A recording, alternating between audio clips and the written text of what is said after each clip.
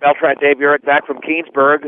4 plays, 72 yards in a minute 19. J.J. Sears to Travis Siebers, and that ball is squibbed and pounced upon by a beat digger at the 39-yard line. So the beat diggers take over from there. That might have been Sean McConnell there on special teams. The beat diggers with great field position. Nobody wants to kick it deep to Brush. No, they've all done their homework, and they've all seen what Rosenbrock and the rest of that return team can do, and they're glad to give Brush the ball on the 40. That's better than on their side of the 50. 1st and 10 for the beat diggers at their own 39. 3 in the backfield, same formation as last week, and there's the give right up the middle. A nice gain across the 40 to the 45. That is Connor Weiser. The initial hit for Weld Central was made by John McIntosh at the gain of 6. 2nd down and 4 for the beat diggers along the offensive line. Austin Acosta, Gaston Fernandez, along with Ethan Brost, Daniel Soto, and Kyle Hefner. C.J. Kukas is a receiver, along with Shea Hansen. We'll see Skylar Seawald a lot at tight end. The backs are Morrow, Rosenbrock, and Weiser. 2nd down and 4. Handoff, Weiser left side. He's hit at the 48-yard line. He's got a gain of 3. He was popped pretty hard, short of a 1st down. The initial penetration over there by Garrett Page. It was cleaned up by 6', 175-pound senior linebacker Tyler Price, 3rd and 1. There's a pretty good standstill up there on that line of scrimmage. You don't really see either side controlling it. 9:35 to go in the opening quarter. Weld Central 6, Brush nothing. 3rd and 1 from the 48. Handoff left side, 1st down for Weiser across the 50 to around the 46. It's a gain of 6. And the beat diggers are looking pretty solid right now on the ground. You know, they're running left side again like they did last week over there behind Seawald, who made a huge unselfish decision to gladly move over there to that tight end position and, try to beef up that offensive line a little bit. This is 10-10 KSIR, Brush, Fort Morgan, Greeley. I'm John Beltran with Dave Urich from Keensburg. 1st and 10 for the beat diggers of the Weld Central 46. Rosenbrock in motion to the right. Pass out in the flat. It's going to be tipped and picked off by Sears. He's got nothing but green in front of him to the 15-10 down the left sideline. Touchdown. It was telegraphed, and Sears went the distance for the score. We'll call that approximately 54 yards away, and the Rebels now lead 12-0. The beat diggers, for the 2nd time in 3 seasons, are being stunned in Keensburg early. Yeah, Keensburg's catching us by surprise on that play. Sears was playing about, 5 to 7 yards off the line of scrimmage in the corner position, and Brush tried to go with the hitch pass, but Sears, just being a very savvy player with a lot of athletic ability, he read the play perfectly, went up there, he actually tipped it first, and then caught it. And the Rebels will go for 2. And Sears, play action, looking to his left, wants to take off with a football. He's not going to make it. He's going to be driven back at the 4-yard line by Skyler Seawald. 9:01 to go, opening quarter from Keensburg. Weld Central 12, Brush nothing. You're listening to 1010 KSIR and KSIR.com. Well, we're less than 3 minutes into the game. There's a low-line drive, and Weld Central leads 12-0. The ball is still bouncing, and C.J. Kukas picks it up at the 15, breaks a tackle, and then he's going to be driven down to the ground at the 20. Tackle made by Josh Buckholz, the 5'10", 175-pound sophomore. And after J.J. Sears' 54-yard interception return, the beat diggers have a little bit less than 80 yards to go. We'll call it still the 20, just past the 20. Trailing 12-0. Beat diggers shouldn't panic. They've been in this position before. Yeah, and they have the offense and the defense to be able to come back. The only thing is our offense isn't built to score very quickly, but 12 points isn't insurmountable, and we were blessed that they didn't make either one of their PATs or conversions. 1st and 10 for the beat diggers at their own 20-yard line. In motion to the right is Rosenbrock. Garcia will hand it off right up the middle to Weiser across the 25 to the 26. 6 yards, that is, hard yards, I should say, for the 3rd time for Connor Weiser. Brandon Hoff made the tackle. It'll be 2nd down. Well, we'll call it about a long 4 yards to go from the 26. 5-yard average now for Weiser. Weiser checks out of the game. Seawald in that backfield along with Morrow and Rosenbrock. 2nd down and 4 from the 26. The beat diggers down by a dozen. There's the give to Rosenbrock. He's got nothing.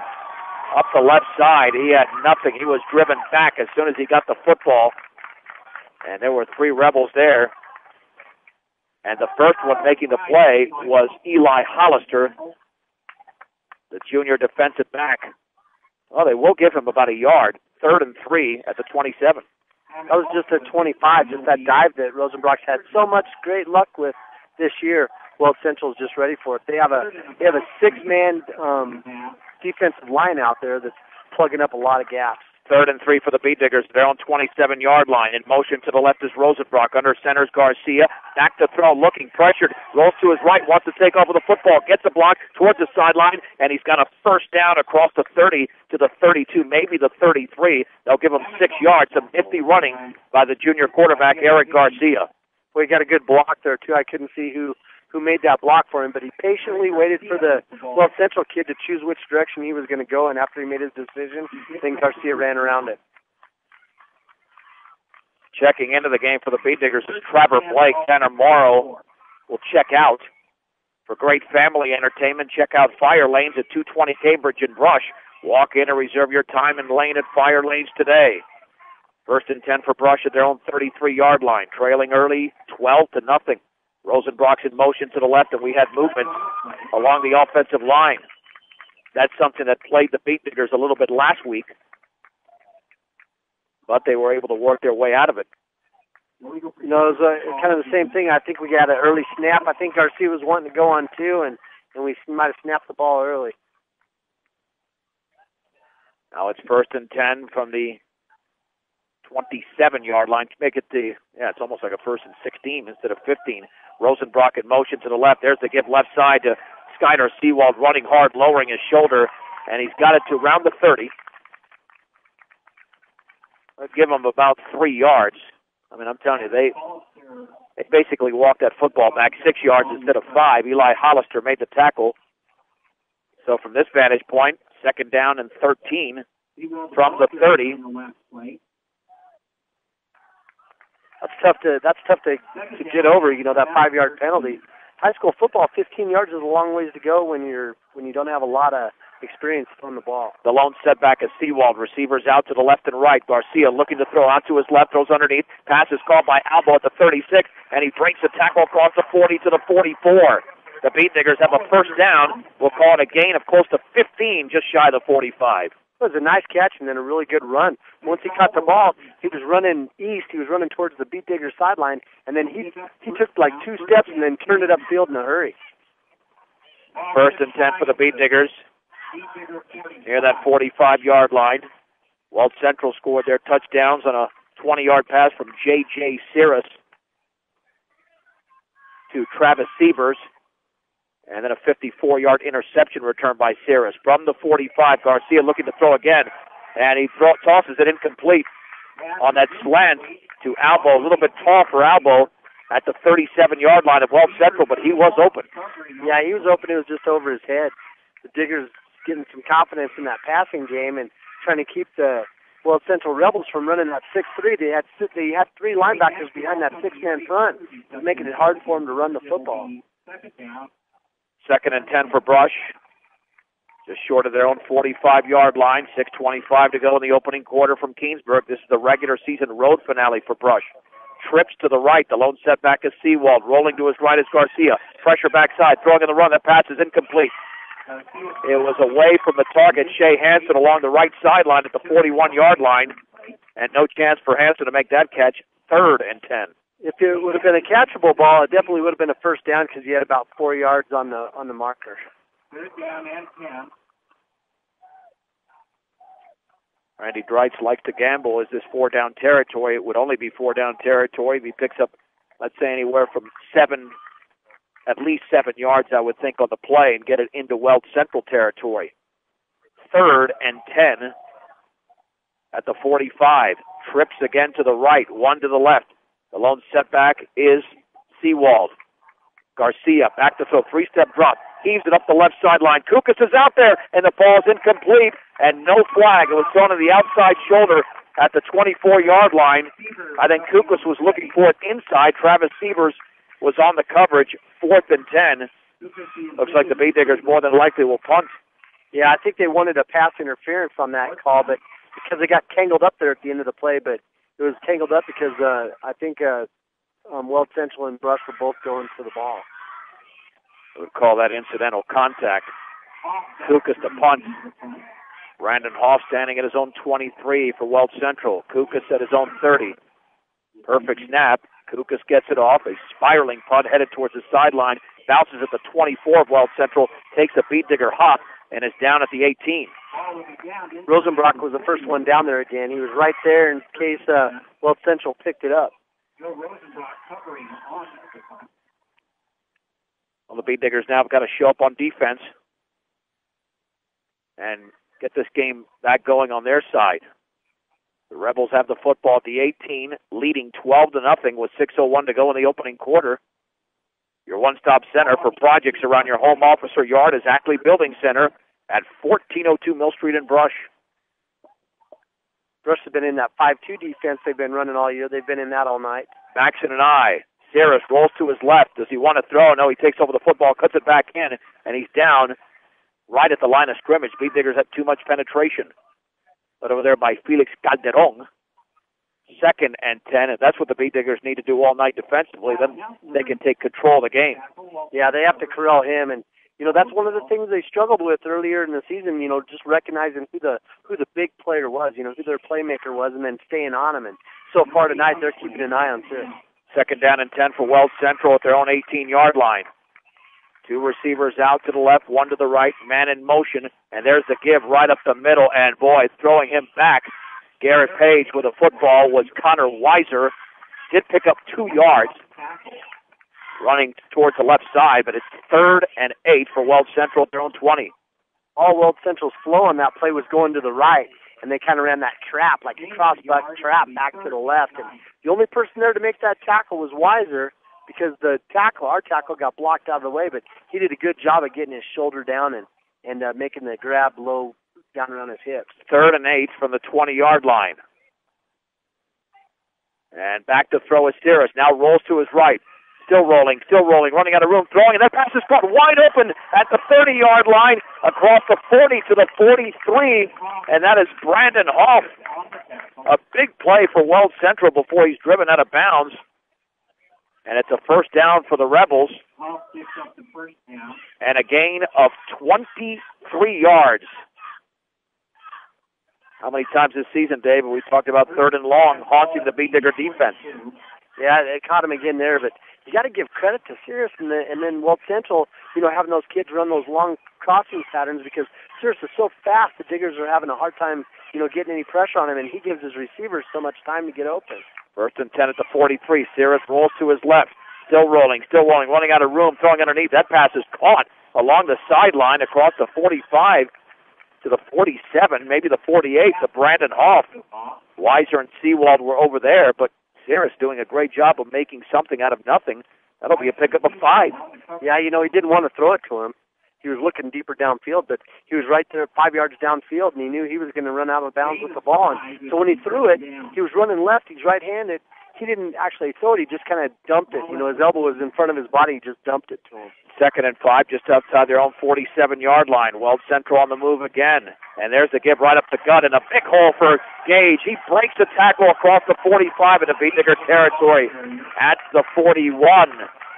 The gain of 12, and another Weld Central first down on a big run by Garrett Page. Yeah, it was a good run again. They put a guy in motion and they run that fly offense like the Diggers used to do, where the guy that's running in motion is right behind the quarterback and he acts like he hands it off to him, but then they just run the trap up the middle behind it. The ball's on the 41, 1st and 10. Saris, play action, rolls to his right. Hanson, the closest Beat Digger. That throw is tipped incomplete. It was off the hands of Page at the 30-yard line. It'll be 2nd down and 10. The Beat Diggers need to make a play now on defense. That was one of those balls that probably should have been caught, but that's one of the reasons a defensive team likes to see a team that has to throw the football, because that's one of the intangibles that, defensively you don't have to try to control. Sooner or later, they got to drop the ball. Second down and 10, just shy of the 40-yard line. A brush. Weld Central leads 12-0 with 4:09 to go in the first quarter. Hand off to Hollister. A big hole. Stumbles across the 30. He's got a first down into the Beat Digger territory at the 28-yard line. They were already in Digger territory.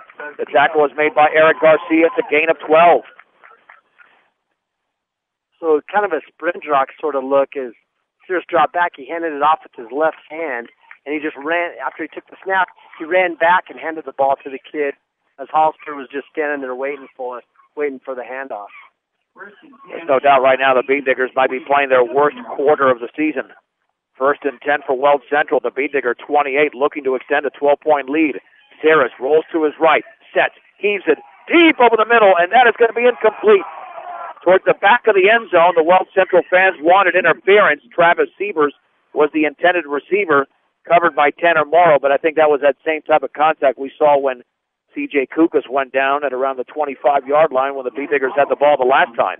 Yeah, I'd say we're even on both of those calls because you're right. It was the same play. But you got to give that receiver a lot of credit because the ball was thrown kind of behind him and deeper, and he had to kind of change his body level and fade back to the ball. Second and 10. There's the handoff left side, and Garrett Page, a big hole across the 20 towards the sideline. 10. He's at the 5-yard line. He dives towards the end zone, but he's knocked out of bounds at the 2. It's a gain of 26.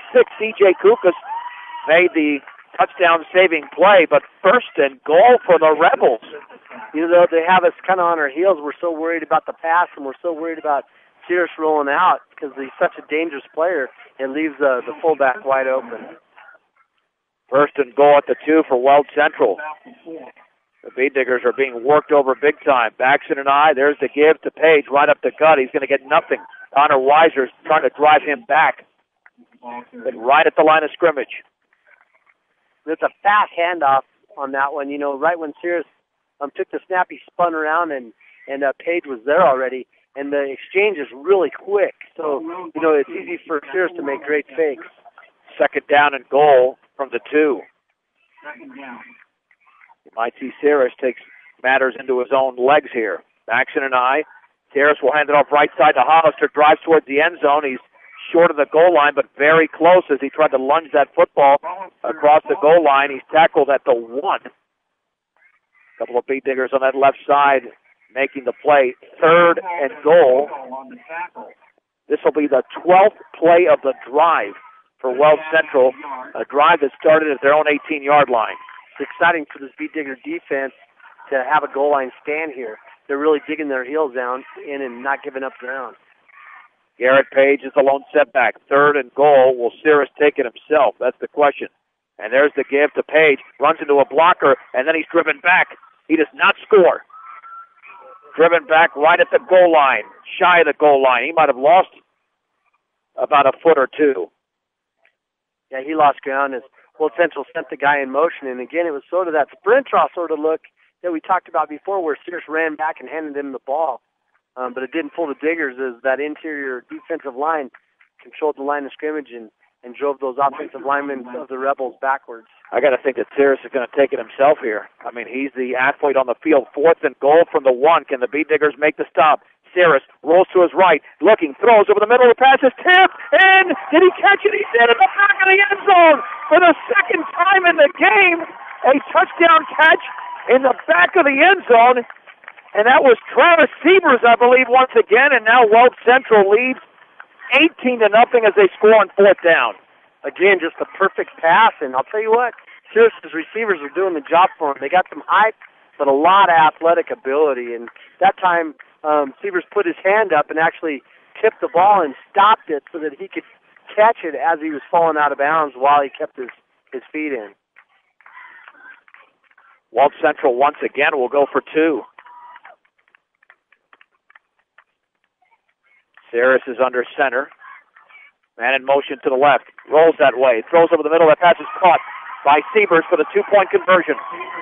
1:38 to go, first quarter. Believe it or not, the score is Weld Central 20, Brush nothing on 1010 KSLR and KSLR.com.